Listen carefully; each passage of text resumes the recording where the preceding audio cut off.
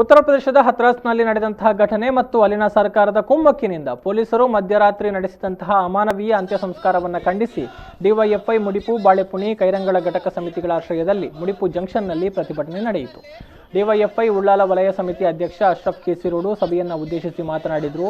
ದೇಶದಾದ್ಯಂತ ಪ್ರತಿದಿನ ನೂರಾರು ಅತ್ಯಾಚಾರದ ಘಟನೆಗಳು ವರದಿಯಾಗ್ತಾ ಇದೆ. ಅತ್ಯಾಚಾರ ಪ್ರಕರಣ ಕಡಿಮೆಯಾಗುವ ಬದಲು ಏರಿಕೆ ಕಂಡಿದ್ದಲ್ಲದೆ ಕೆಲ ಸಮಯದ ಬಳಿಕ ಕಾಶ್ಮೀರದ ಹತುವಾದಲ್ಲಿ ಆಸಿಫಾ ಎಂಬ ಮಗುವಿನ ಮೇಲೆಯೂ ಅತ್ಯಾಚಾರ ನಡೆಯಿತು. ಆತಂಕಕಾರಿ ಬೆಳವಣಿಗೆ ಅಂದರೆ ಆ ಅತ್ಯಾಚಾರಿಗಳನ್ನು ಸಮರ್ಥಿಸಿ ತಿರಂಗಾ ಯಾತ್ರೆಯನ್ನು ಬಿಜೆಪಿ ನೇತಾರರು ನಡೆಸಿದ್ದು ಈಗ ಈ ಪರಂಪರೆಯನ್ನು ಹತ್ರಾಸ್ನಲ್ಲೂ ಮುಂದುವರಿಸಿದ್ದಾರೆ ಅಂತ ಹೇಳಿದರು.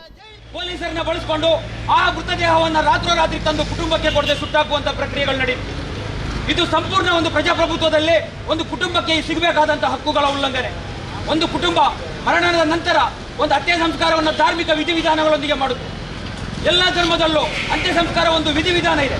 ಅದನ್ನು ಮಾಡಲಿಕ್ಕೆ ಅವಕಾಶ ಕೊಡದೆ ತಾಯಿ ಬೇಡ್ತಾ ಇದ್ದಾಳೆ ಆಂಬುಲೆನ್ಸ್ ನಂಬುದನ್ನು ಎತ್ಕೊಂಡು ನನ್ನ ಮಗಳ ಹೆಣವನ್ನು ಕೊಡಿ ಅಂತ. ರಾತ್ರೋರಾತ್ರಿ ಸುಟ್ಟಾಕ್ತಾರೆ. ಒಂದು ಮರುಪರೀಕ್ಷೆ ಮಾಡಲಿಕ್ಕೆ ಆಗೋದಿಲ್ಲ. ಅತ್ಯಾಚಾರ ಕೇಸ್ನಲ್ಲಿ ಆ ಅತ್ಯಾಚಾರ ಸಂಸ್ಥೆ ಯಾರು ಕೊಲೆಯಾಗ್ತಾರೆ ಅವಳು ಕೊಡುವ ಹೇಳಿಕೆ ಅಂತಿಮ. ಆಕೆ ಹೇಳಿದಾಳೆ ನನ್ನ ಮೇಲೆ ಅತ್ಯಾಚಾರ ಆಗಿದೆ ಅಂತ. ಆದ್ರೂ ಇವತ್ತು ವಿಧಿವಿಜ್ಞಾನ ಪ್ರಯೋಗಾಲಯ ಹೇಳ್ತಾ ಇದೆಯಂತೆ ಅತ್ಯಾಚಾರ ನಡೆದಿಲ್ಲ ಅಂತ. ಯಾಕಂದ್ರೆ ವಿಧಿವಿಜ್ಞಾನ ಪ್ರಯೋಗಾಲಯವನ್ನೇ ದಿಕ್ಕು ತಪ್ಪಿಸಿರುವಂತಹ ಸಾಧ್ಯತೆಗಳಿದೆ. ಆಕೆಯ ಮೇಲೆ ಅತ್ಯಾಚಾರ ನಡೆದು 8 ಗಂಟೆಗಳ ಕಾಲ ಪೊಲೀಸ್ ಸ್ಟೇಷನ್ನಲ್ಲಿ ಆಕೆಯನ್ನ ಖಾಲಿ ತನಿಖೆ ಹೆಸರಿನಲ್ಲಿ ಕೂರಿಸಿದ್ದಾರೆ. ಆಕೆಯ ಪರೀಕ್ಷೆ ನಡೆಸಲಿಲ್ಲ, ಆಕೆಗೆ ಚಿಕಿತ್ಸೆ ಕೊಡಿಸಲಿಲ್ಲ. ಇವೆಲ್ಲವೂ ಸರ್ಕಾರದ ವೈಫಲ್ಯ.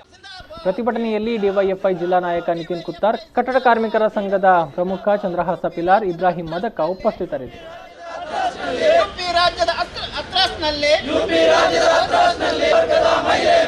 ದಲಿತ ವರ್ಗದ ಮಹಿಳೆಯ ಮೇಲೆ ಸರಣಿಯ